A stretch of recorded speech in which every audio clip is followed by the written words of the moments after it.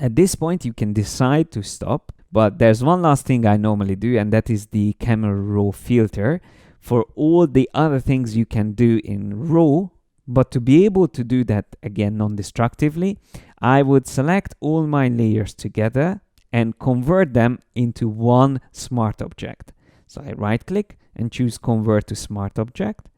That way all these layers will be wrapped up into this one smart object, which we can call Portrait Retouched, and then apply the camera raw filter on that. So I go to filter, camera raw filter, and then here we can do all kinds of different things, like increasing the shadow slightly, decreasing the highlights a bit.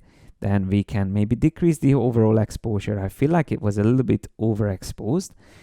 It looks a little bit better. Maybe we can slightly increase whites just to compensate for the contrast. You can see the histogram as well. And by the way, we can always drag the histogram around to get a nice and even histogram like that. You can move the midtones around until we get it in place. Pressing P, you can see before and after. And you can see already we have a little bit more detail on her face. Before it was a little bit too bright. Now we can actually see a bit more detail there. Then we can reduce clarity. For portraits, I actually prefer to reduce clarity instead of increasing it. Increasing would add too much contrast. Decreasing it, especially for women, will make the skin look slightly softer. So that was before, this is after. We can increase vibrance if we feel like it needs a little bit more color intensity. I think it looks fine, but you can always add slightly a bit more of that. Then we can use the eyedropper tool and sample from the image a gray color, like her shirt, for example, could be used for that, like these parts here. We can sample, try to adjust the colors. So before, after. There's actually not much need for white balance, but I still used it just to make sure it looks good. And then, of course, we could also add additional effects. Like under the effects, we can use post-crop vignetting to add some darker shades in the corners.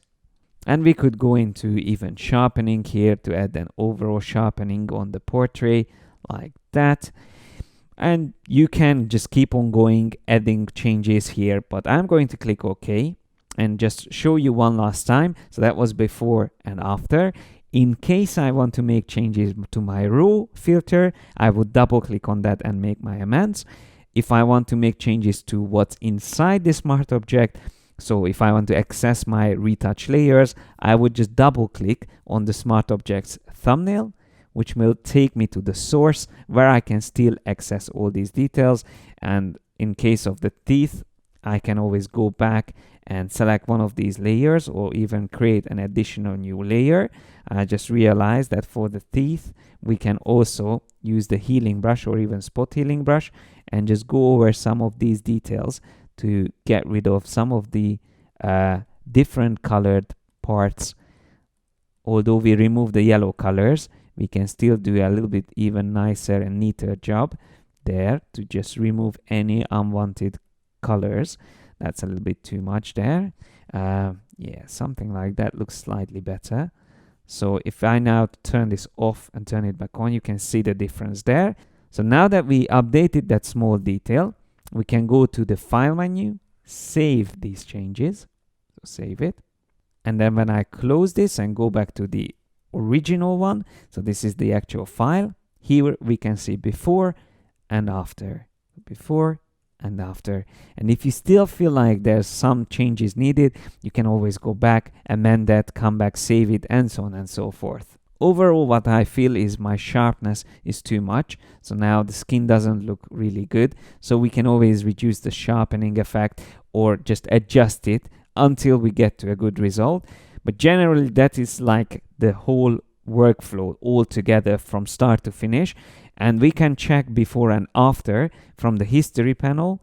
We can always save this with the current settings. So I'm just going to choose File, Save As, and save it as Portrait Retouch.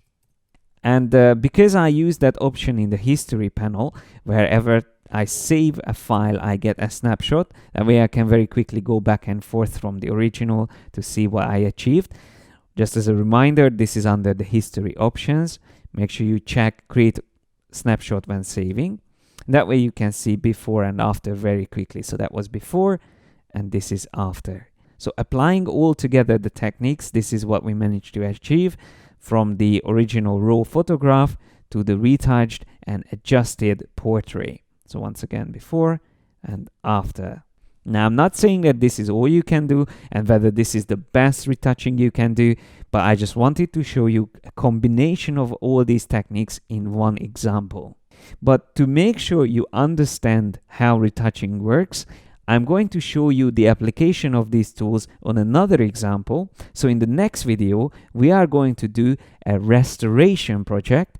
So restore a vintage photograph and also learn how to colorize black and white images.